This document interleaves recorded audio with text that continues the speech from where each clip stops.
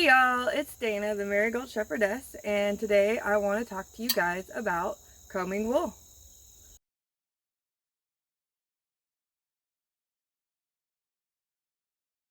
Alright, let's get into the wools here that we're going to work on today.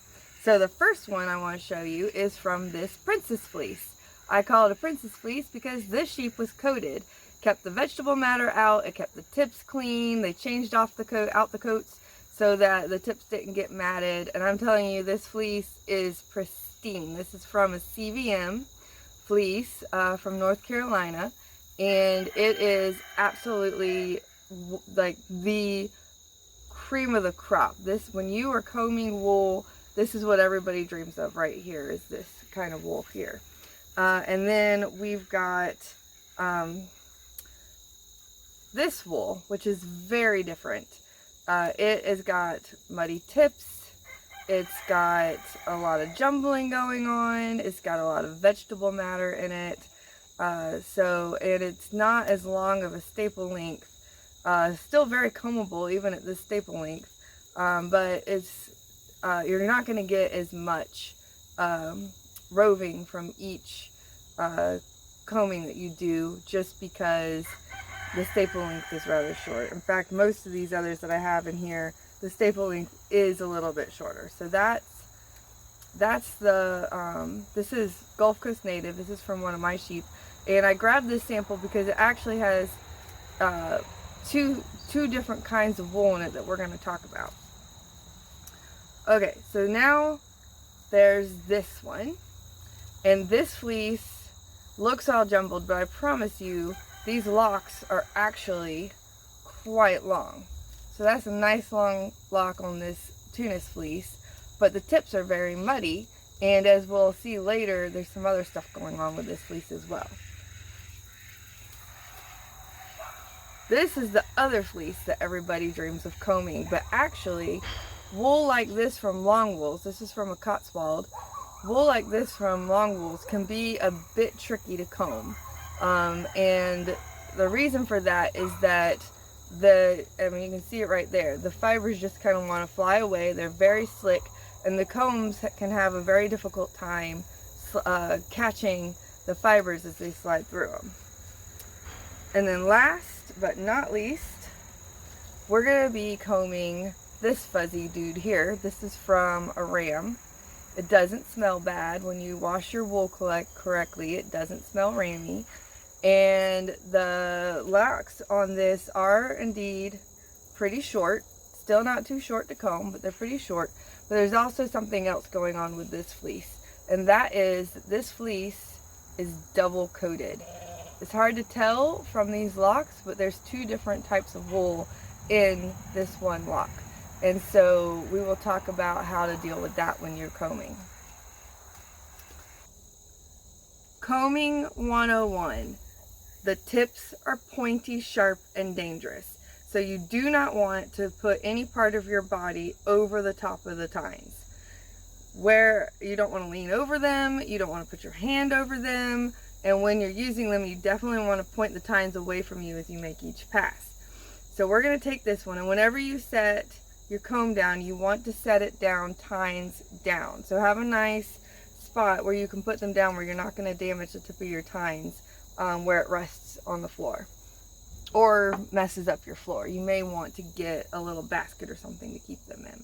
And you can see I've got my hand gripped on this second one, and I am not letting it go. I'm resting it on my lap, and I've got the tines pointed away from me at all times. Now you are, when we start loading these combs, you're going to rest them in your lap like so, and we're going to make sure that we don't lean over these tines at any point. So when I go reach in the basket to get wool out of it, I'm actually going to move it out here, reach in, get wool. Well, if I can find the one I'm looking for. Here we go. And then put it back in my lap. Now we're going to start off with the princess fleece, aka the coated fleece. And it is a bit jumbled. It's not in perfect straight locks, and that's absolutely fine, because what I'm going to do is I'm going to grip the locks, the bulk of the wool here, grab my one lock here, careful not to do this over the tines. I'm going to draw that lock out, and that is going to make that lock straighter. And I do have, you can see I have a little bit of a tail on it there, but that is perfectly okay. I'm not worried about it. That'll comb out just fine.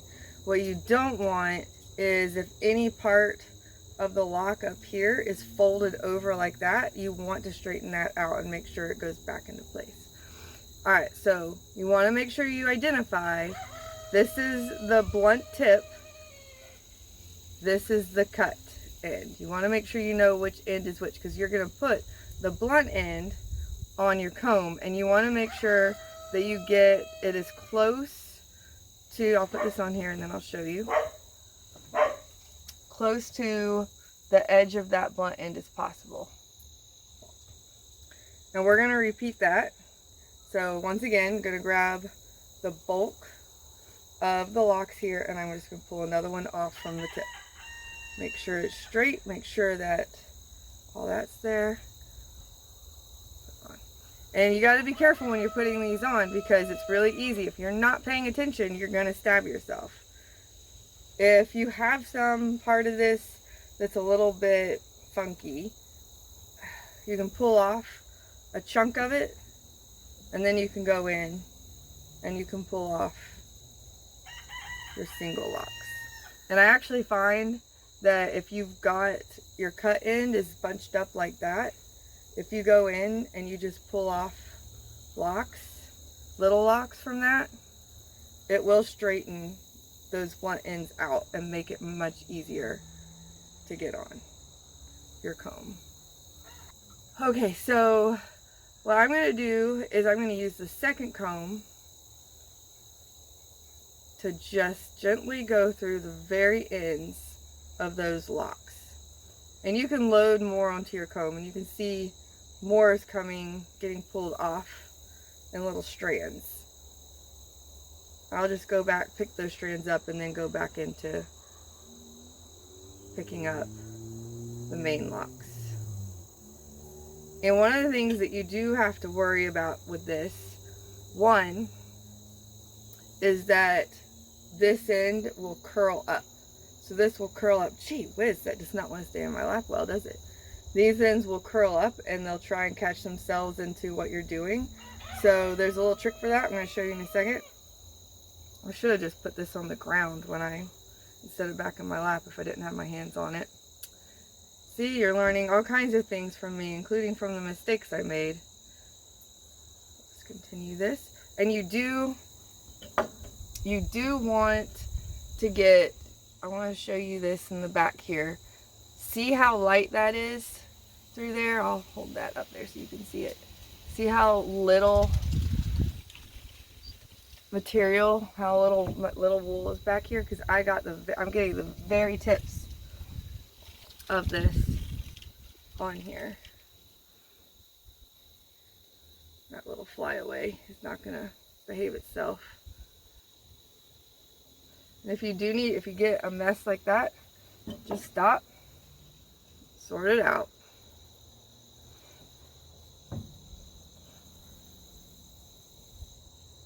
And if you're working with messy wool and you're in the house and you don't want to get your clothes dirty, then you definitely want to put some kind of trap.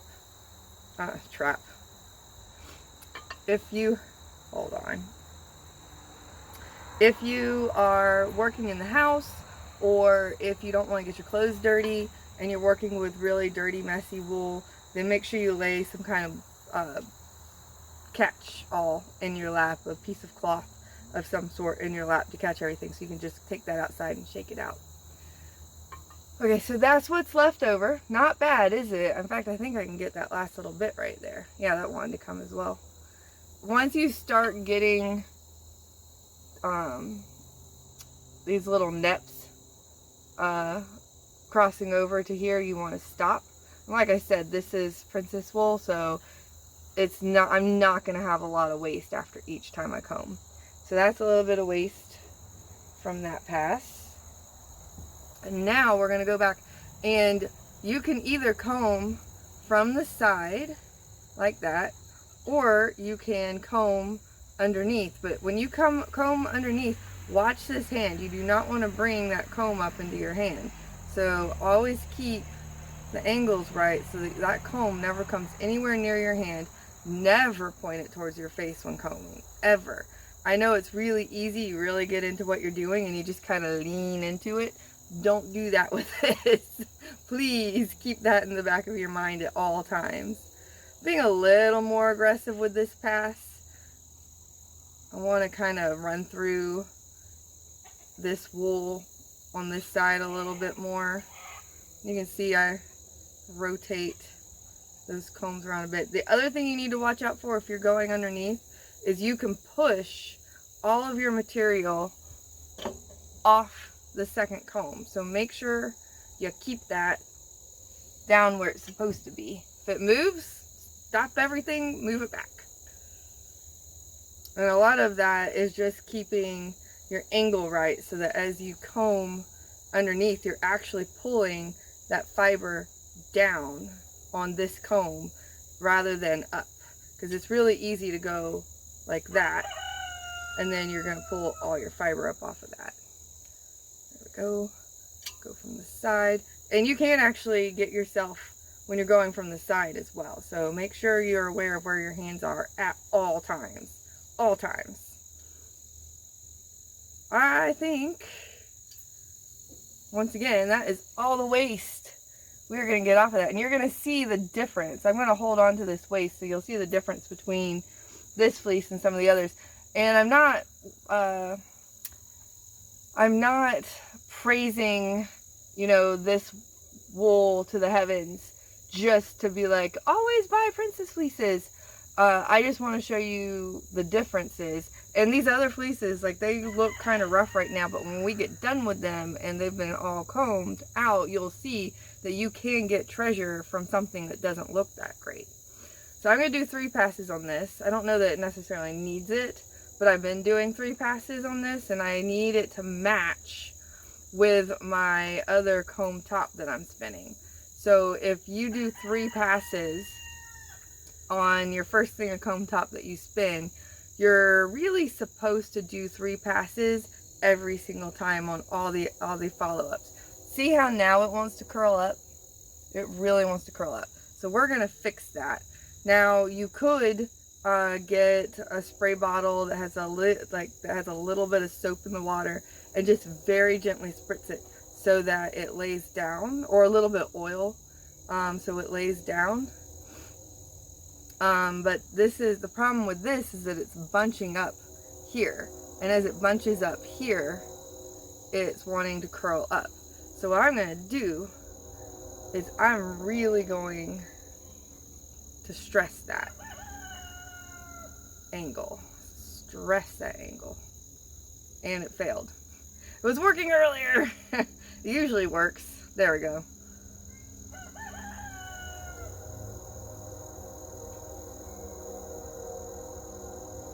There we go.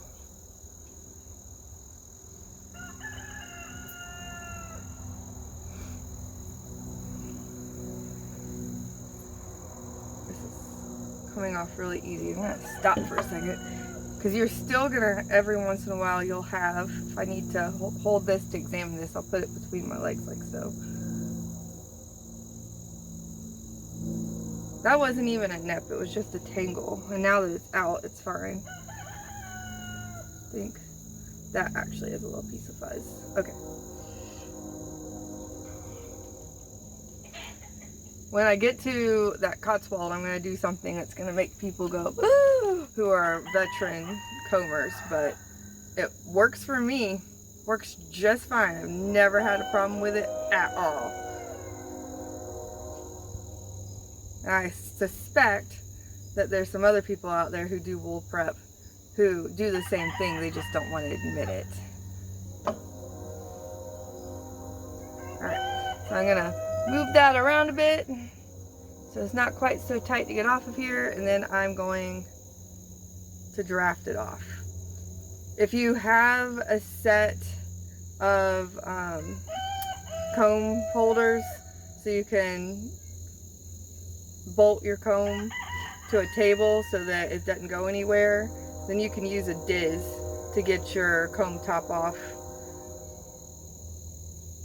I do not have that set up. I do have a hackle, which I absolutely love and adore, but the table that I was using to attach the hackle to is no more, and all my other tables don't do the same job that I did that other one to do to hold it in place, so it's kind of a hazard to use right now.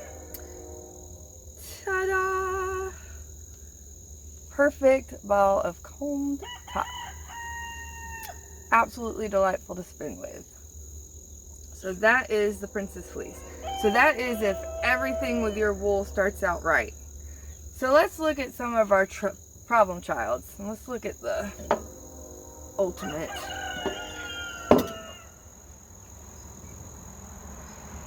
That's the waist, that's the comb top.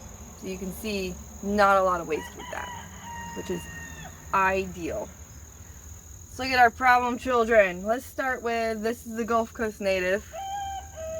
It's got a few problems. One, it's got a lot of canary staining. Two, it's got a lot of veg. But I would say the most important thing that we got going on here that has to be dealt with are these tips. They are tippy. And the first thing I'm going to do is I'm going to check and make sure that they are not weak. They don't appear to be weak, they just appear to be muddy and clumped together. And that actually came apart pretty easily. It's got a lot of vegetable matter in it. And so what I'll do is I'll actually do small batches. So let me grab this again. And I'll put that on there. So when you need to kind of mess with each and every lock before you put it on here, it's probably ideal to just go through and separate your locks out first, however many you'll need.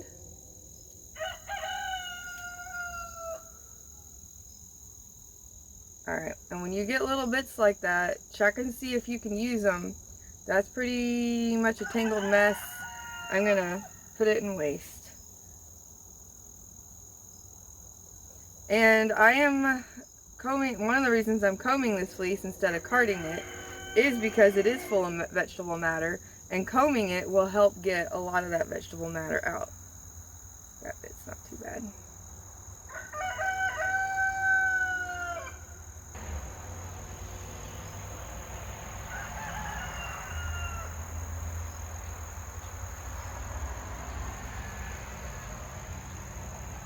So these locks are a little bit hesitant to behave themselves.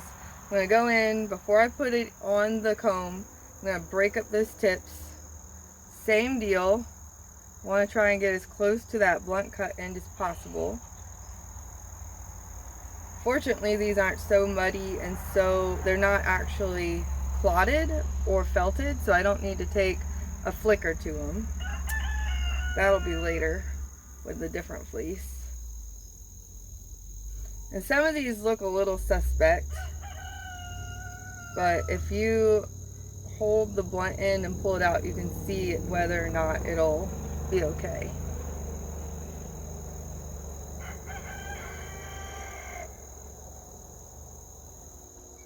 So this is what I was going to show you with this fleece. So I've got this partly loaded. I'll just start with that.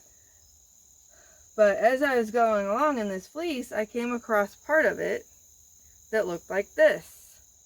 So here's the nice longer locks, and then here's this. And the question is, are these locks short, or are they just bunched up on themselves? So to pull it apart, stretch it, and then compare it to one of the longer locks.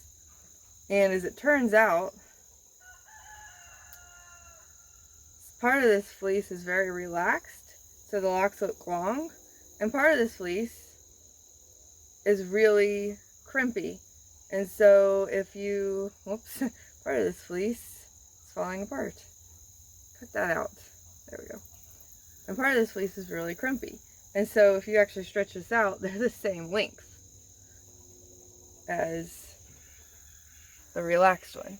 So there's no reason why I can't pick through this and use some of these crimpy parts too, or I could do the crimpy parts and the relaxed parts separately. So I'll put some of these crimpy locks in here, and we'll kind of blend them together on the comb. Plug up the nose. Whew. This fleece is a mess, y'all. Such a mess. My sheep, I don't sell my fleeces from my sheep because they are absolute animals. I mean, I know they're sheep and they're animals, but I'm telling you that they get into everything. When they eat hay with their chins chewing the hay over each other's backs. And so they'll just get all full of vegetable matter. So here's what it looks like. And these do look shorter, but if you stretch them out, they become the same length as these others. And something magical is about to happen here, because these rough looking locks are about to look like very yellow comb top. I don't know how much of that is coming across on the camera, but that canary staining is ridiculous. It didn't have canary staining when it was sheared off. That happened when I didn't scour it for 3 years. So now that it's washed, I'm like, oh, I should be washing my fleeces a lot faster than that. I'm being a little more aggressive with this one. And it can take it, it can handle it. Because it's not going, the bits of fiber on this one are not going to pull apart as easily as they do in that CVM. That CVM is very much a very low micron, very fine fleece, and this one is not. So it doesn't care if I go in and really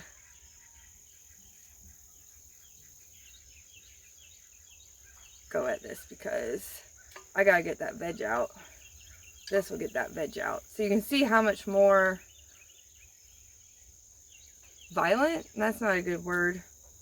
You can see how much more force I put behind this one. And I'm actually not getting too much waste, but I am getting a lot of that vegetable matter out. In fact, I'm actually surprised at how little waste is in there. Now I have a decision to make. Do I comb this a 4th time? I think that was 3 already. Do I comb this a 4th time, or do I say that's enough? There's still a good bit of vegetable matter in there, but not nearly the level that there was. Honestly, I would probably have to comb this. It's holding on to that vegetable matter so much. I don't know. Oh, that's better. So maybe it just needs a 4th combing. You can see how that just is. A couple other things in here that need to come out. Okay. Alright. So same deal. This fiber is a little bit slicker than that CVM, and I don't have as much on it, so I'm not going to mess with this too much. Draft it off.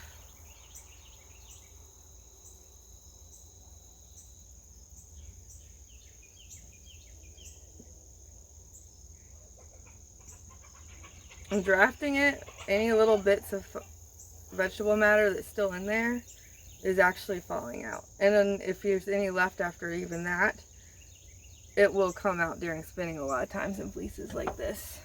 Okay, so that,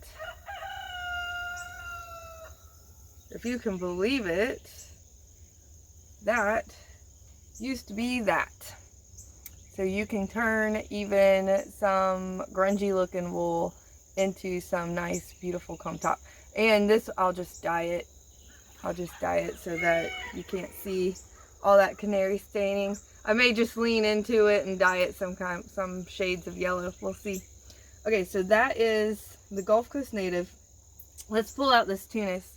And the biggest thing with this tunis, other than the vegetable matter, is that when I washed it, the locks really shrunk. What happened to that lock that I pulled out on it earlier? I don't see it. I'll just pull another one out. So the locks really shrunk, so I'm gonna have to go in. I'm gonna have to separate out these locks very closely. So first, these tips are weak. So I can either go in and I can take the tips off by hand like that. But because there's a lot of vegetable matter in these tips, what I'm actually gonna do, let me set these to the side. Oh, I forgot to show you guys the waste left over from the Gulf Coast. So you can see there's a bit more waste there. Not surprising considering the shape that that fleece is in.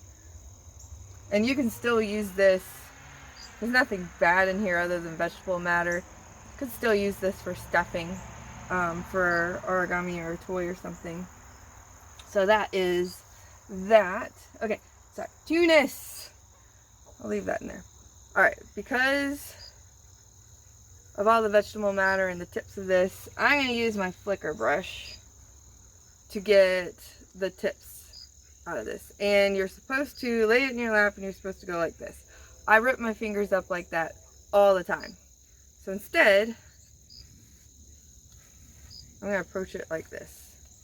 And yes, I know that combing will get a good bit of this vegetable matter out.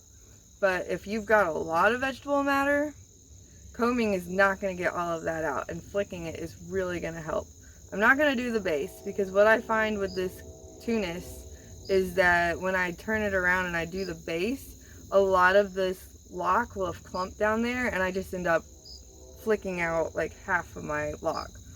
So ideally, you'll be able to put these on as you flick them so that you're not sitting there going, oh great, which end is, you know, what have I done here? But you can, if you're organized enough, you can flick the locks you need and set them in a pile and then just put them all on when you're done. And this is going to be the same thing. That's all bunchy, right? If I can't get it pulled down, which I think on these I can. Yeah, I got that. Boom.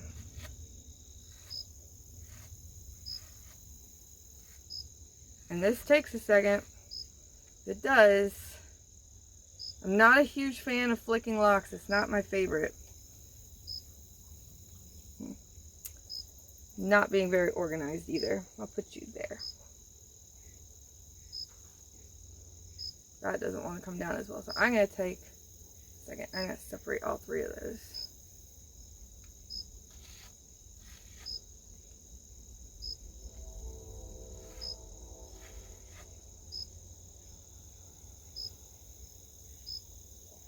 This is actually a very nice fleece. This is one of the nicest, softest, bounciest Tunis fleeces that I've ever worked with. And not the entire fleece is like this. This is one of the more, don't want to use the word damaged. This is one of the more sensitive parts of this particular fleece. A good bit of it is in really good shape. But, you know, when you're doing demonstrations on how to troubleshoot combing your wool, you have a tendency to go find the more complicated bits of wool you have in your arsenal. This will be the last bit that I need. And this clump, as you can see, it really needs me to sit there and pull out. Look at that. Haha. Now we actually have a lock. Yeah. This bit wants it to. There we go. Okay. It's so much easier to just go ahead and pull the locks into smaller locks to get them to stretch out into their full length than sitting there and trying to grapple with them to get them to behave. They're like, fine, if you're not going to behave, I'm going to separate you from your friends. And they straighten out real quick. Once they're all flicked and ready to go, they go onto the comb quite quickly.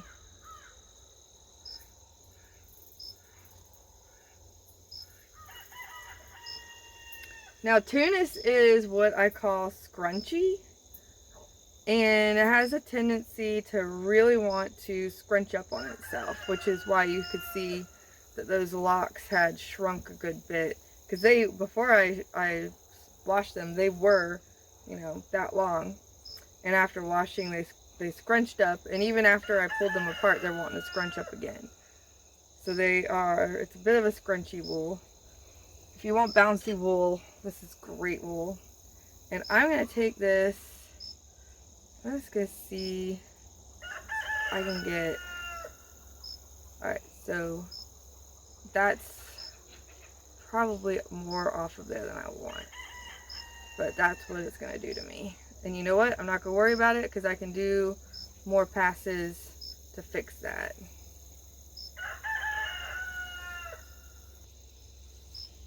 So this first pass probably isn't going to do anything, and that's fine. One of the things that, well, I'll say this though, what it is doing is it's getting all the little short pieces off in the first go.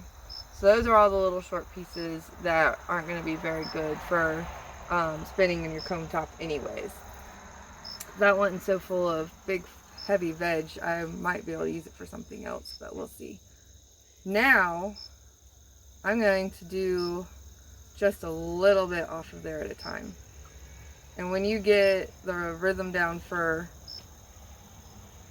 just how to catch the very ends of that wool, you're gonna poke your eye out. So watch those times. Because you get into it, you just get looking at it and you're like, oh, I can't wait to spin this. It's gonna be so beautiful when I'm done. And you start leaning over your work, and then poof, no eyeball.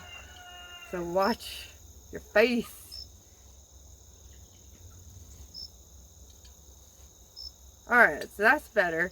And you can see I got less here, and even after flicking, I still have some of those dirty tips on there. That's come off in the second round of combing. And now it's actually starting to look like it's going to be comb top.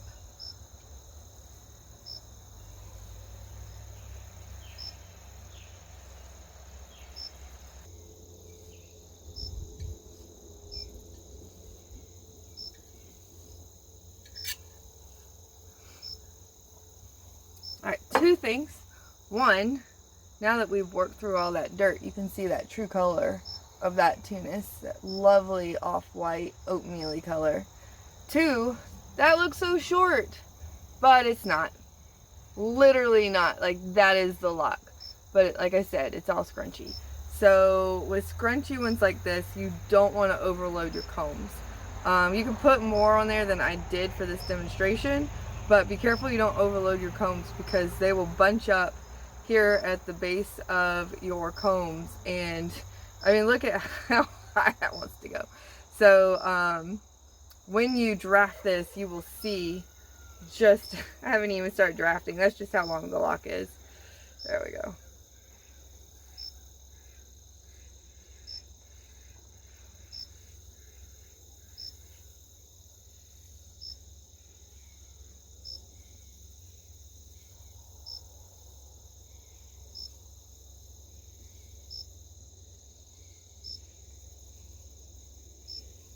Ta-da!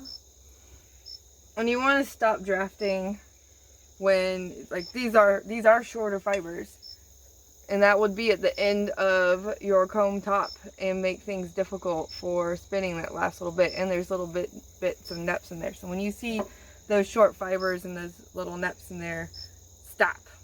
Pull your top off. And then I always check the end and make sure that the fibers I do have on that end are the appropriate length, which they are. I'm holding that there so you can see. Okay.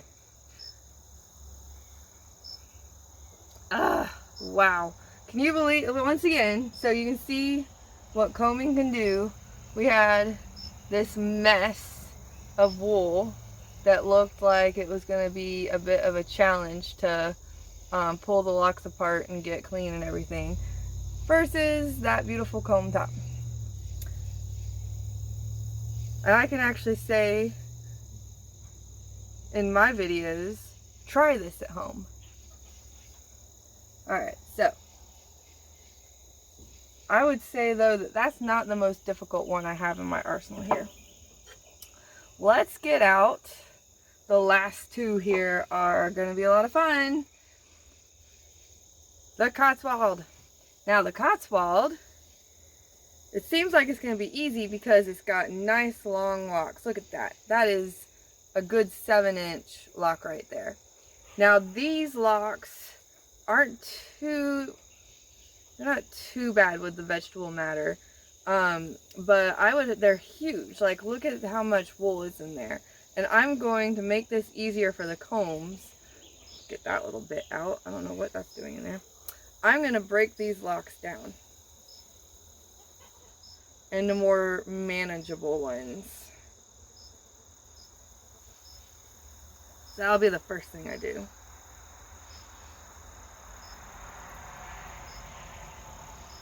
Do this last one a little bit too. Because the ends, the cut end is just a little bit on the clotted side. There we go.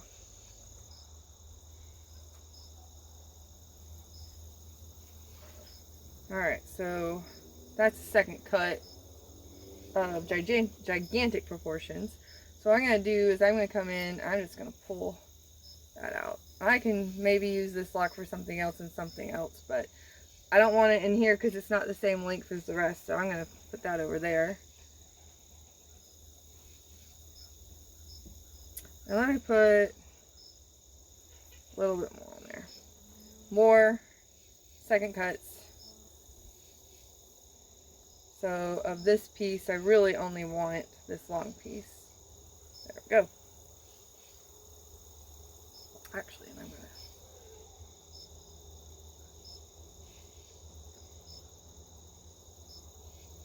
So this first pass with the combs, because this wool is a little bit clotted through here, is probably not going to be that impressive. Whole thing came off. See how that whole lock came off? So here's what I'm going to do. I don't quite want it to do that yet. Put it back on the other side. Go through it again. That got the lock in there a little bit better. And because these locks are so long, it's hard for me to go from the side with them because they want to droop down. So I do almost entirely from underneath the combs.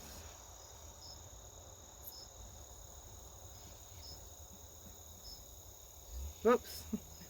Bit a little too much on that one. There we go.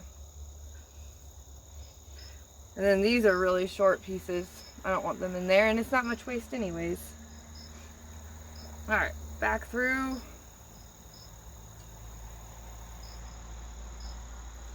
And this is when we'll start seeing a difference here. Now one thing I'm hoping it'll do so I can show you how I fix it is I'm hoping it will, okay, here, perfect. So you see how when I comb through that lock, let's see if you can see it. When I comb through that lock right there, it didn't really separate out very well like the rest of this is. When I see that, I'll just go back through and I'll take that out like that. And that opens it up and makes it even with everybody else. And that wasn't a great example because usually what I'll get, and I'll kind of do it there too, what I'll get is where I'll accidentally pull an entire lock off of this comb and it won't have made any difference whatsoever that I had combed it.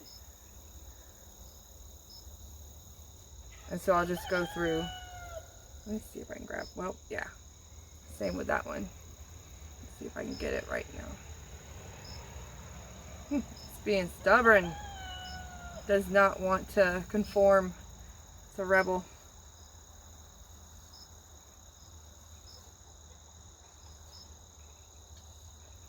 Okay, so that's pass number 2. I'll only probably do one more pass on this. Most of the vegetable matter has already fallen out in just 2 passes. This slick wool does release the vegetable matter a lot faster, but you can see how sprightly it's becoming. It's really wanting to get staticky and poof everywhere. It's literally just poofing everywhere. So what I'm going to do is, this is another situation where you can lightly spray it with just a very, very, very light mist of water with some oil in it, some spinning oil in it. But this is where I'm going to show you how I cheat in this matter. Try not to gasp, but this is one of my little tricks. I just grab it with my hands like that, my fingers like that, and hold it down so it doesn't flare up everywhere. And you may think, oh no, this is not good. You're gonna mess up your comb top. It's gonna look awful. It really doesn't. It just doesn't.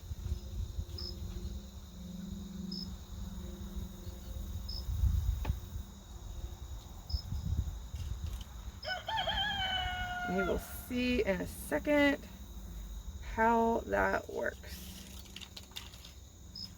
I am having to comb this a little more.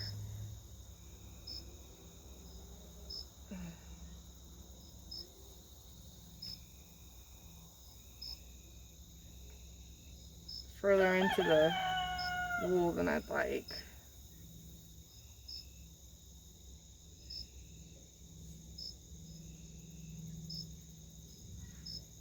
So the combs slip through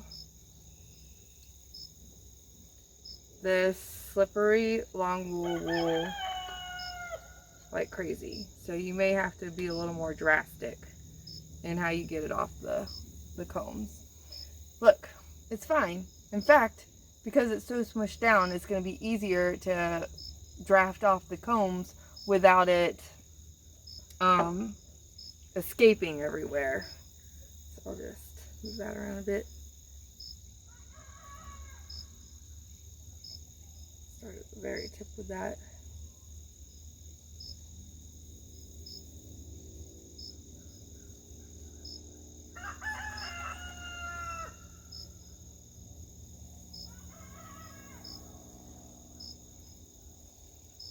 Ta-da!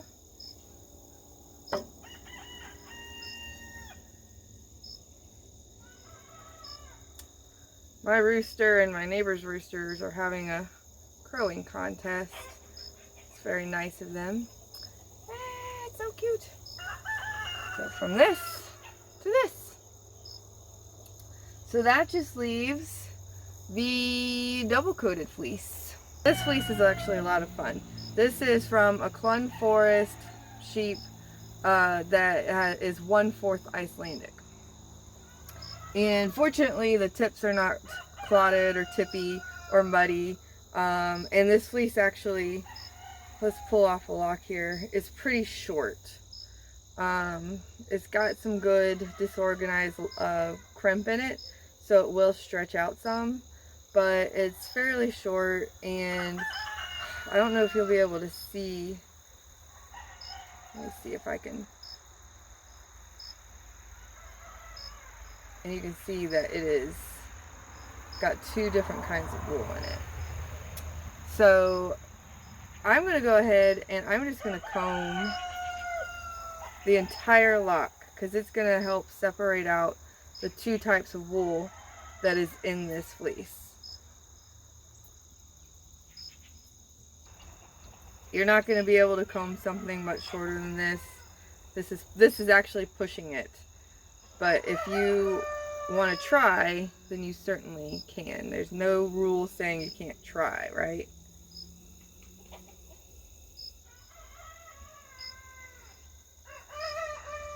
I've combed entire fleeces this short before to get the kind of wool, get the kind of yarn that I wanted from that particular fleece. But it is much easier to do so when the locks are at least 3 inches long or more.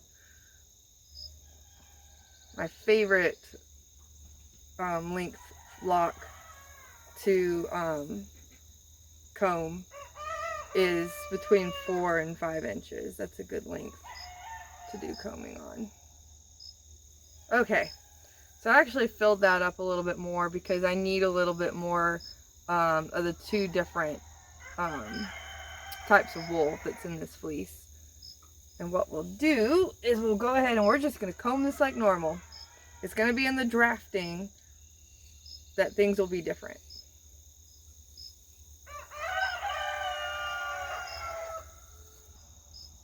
And be really careful, because when you've got short locks like this, really loaded up in your comb like this, it is really easy to take them all off the tip of your other comb. So make sure you watch your angles.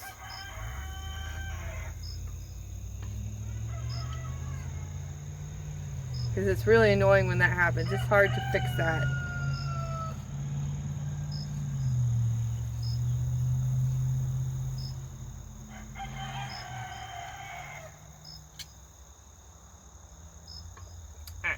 Get that off. That's just waste. Boy, does that leftover wool feel very different though.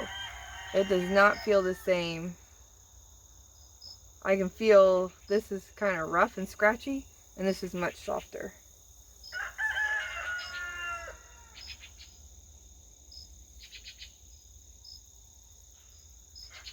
So we'll probably comb this 3 times.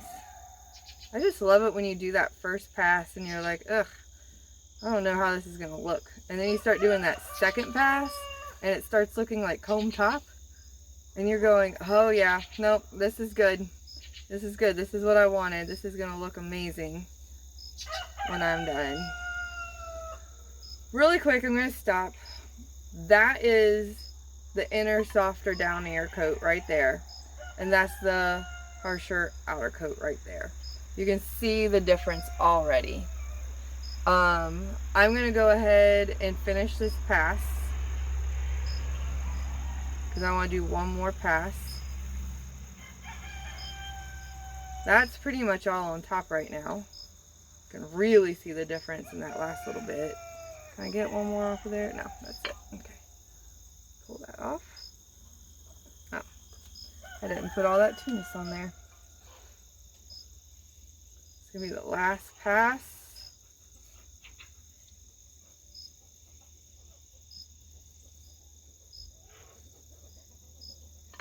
Boy, it's being obnoxious. Let's see if I can fix it. Nope, it just wants to be obnoxious. And I can't really grab, these are too short, so I can't really grab that with my fingers to hold it in place. So I'm just going to have to deal with it wanting to curl up.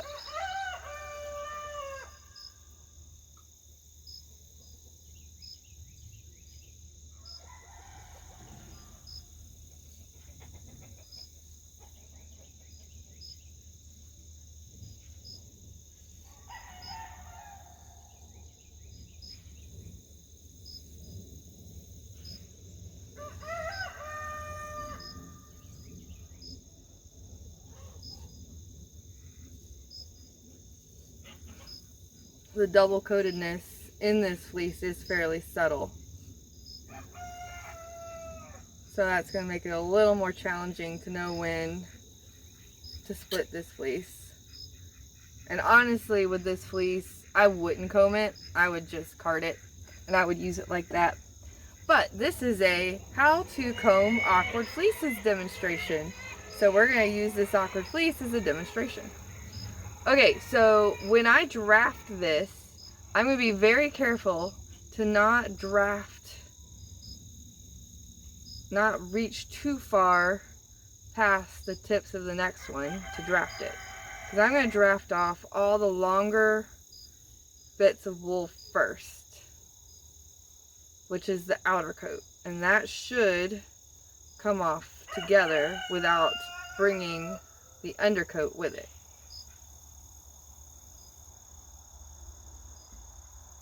Should leave the undercoat behind.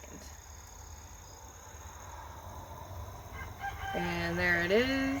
So now I'm starting to get undercoat. So I think that might be a little bit left there. So I'm going to pull that off. So this is the outer coat. This is the undercoat, and it feels completely different from this. So now I'm going to take the inner coat off.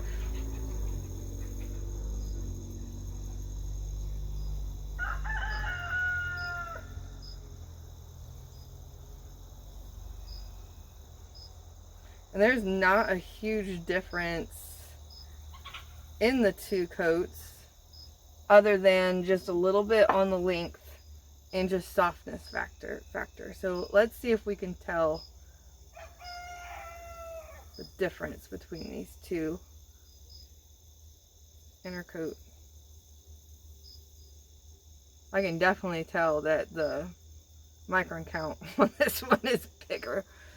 So outer coat, inner coat, and this is definitely softer, and it's a little denser. So there you have it. So if you guys have any questions, please leave those in the comments. I thank you so much for your time, and you guys take care.